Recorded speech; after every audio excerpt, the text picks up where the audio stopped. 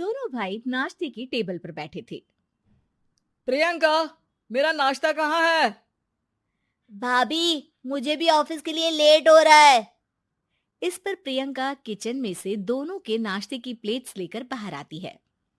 लो भाई, आप दोनों का नाश्ता। किसी को भी 1 मिनट का सब्र नहीं है। ये प्रियंका का ससुराल है, जहाँ कोई औरत ना होने की वजह से शादी वाले दिन से ही घर के साथ दोनों भाइयों की जिम्मेदारियां प्रियंका संभाल लेती है। दोनों भाई शांति से नाश्ता कर रहे होते हैं कि अंकुश अपने भाई की प्लेट से पराठे का एक टुकड़ा उठा लेता है।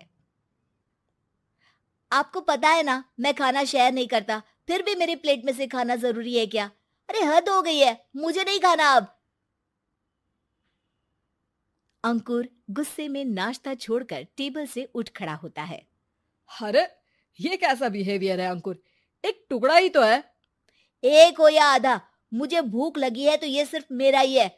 उसे भी किसी के साथ शेयर करने बैठा तो भूखा नहीं रह जाऊंगा। अरे बाबा ठीक है, अब इस पर भी लड़ाई। दूसरा बना देती हूँ, पर प्लीज ऐसे खाना बीच में छोड़कर मत जाओ। इससे अन्न का अपमान होता है। ओ प्लीज भाभी, ऐसी कोई चीज होती ही नहीं है। आपके पास पैसे हैं, खरीदो और खाओ। अगर नहीं खाया जाए तो फेंक दो। अरे दुनिया में सब यही करते हैं। अंकुर बैग उठाकर ऑफिस के लिए चला जाता है, जिसके पीछे उसका बड़ा भाई मायूस सा घर में खड़ा रह जाता है। जिसने बचपन से सोने की चम्मच में खाया हो, उसे दुनिया के बारे में क्या पता होगा। वैसे गलती तो हमारी ही है। अगर कभी बचपन में ही सही गलत का फर्क सिखाया होता तो आज ये हाल नहीं होते। आप फिक्र क्यों करते हैं जी? भगवान है, वो जो भी करता है सबकी भलाई के लिए ही करता है। और जब वो चाहेंगे तो अपनी तरह से अंकुर भैया को भी सब कुछ सिखा देंगे। पत्नी की बात पर विश्वास कर अंकुश भी ऑफिस चला जाता है। सुबह से दोपहर होती है और अंकुर लंच करने ऑफिस के पास वाले रेस्टोरेंट में पहुंचता है, जहां वो एक साथ बहुत सारा खाना ऑर्डर कर देता है। सर, क्या कोई आपको ज्वाइन करने वाला है? नहीं तो क्यों? अब कुछ नहीं सर, ऐसे ही।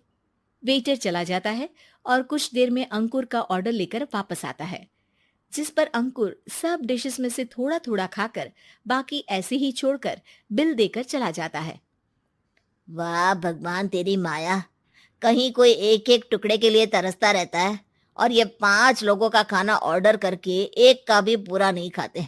पैसे वालों की माया।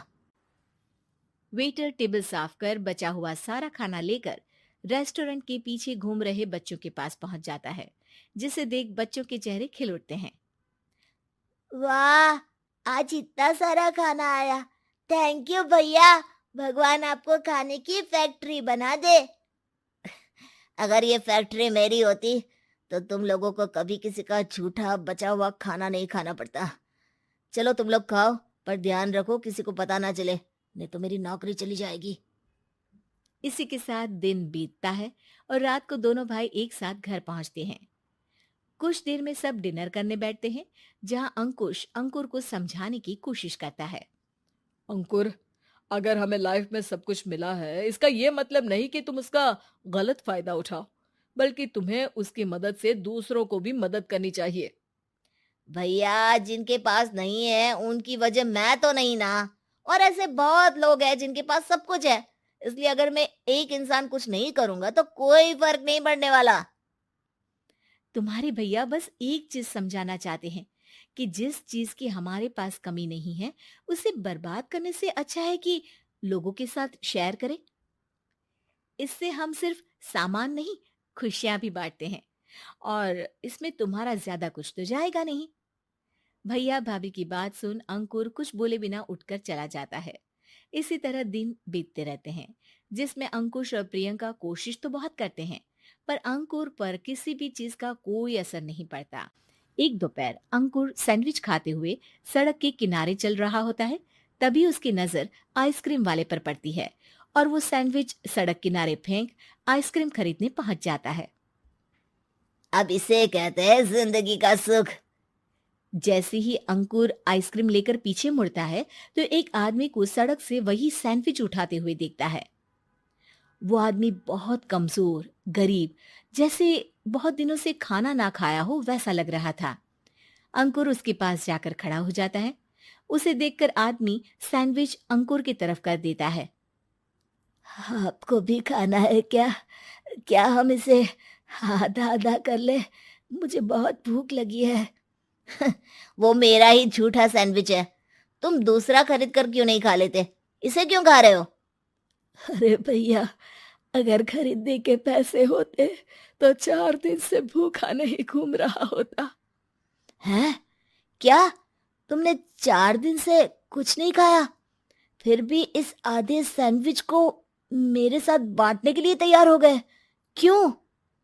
अरे भैया, पैसा नहीं है तो क्या हुआ, इंसानियत आज भी उतनी महंगी नहीं हुई, और ना ही उस पर अमीर गरीब का टैग लगा है जो हम उसे रख ना सके। पर अफसोस, आजकल लोगों के अंदर पोषण, खून या विटामिन से ज्यादा इंसानियत की कमी होने लगी है। आदमी की बातों से अंकुर को समझ में आ जाता है कि वो आज तक कितना गलत काम करता आ रहा था। इसके बाद से वो अपनी किसी के साथ शेयर नहीं करने और खाने को बर्बाद करने वाली आदत को छोड़ देता है।